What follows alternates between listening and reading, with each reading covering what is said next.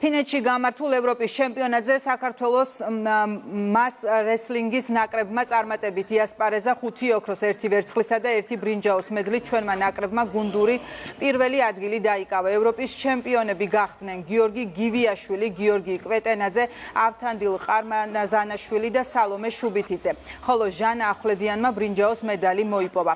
აბსოლუტურ კატეგორიაში ავთანდილ ყარმაზანაშვილმა მეორე ოქროს მედალი, ხოლო გიორგი კვეტენაძემ ვერცხლის მედალი მოიგო.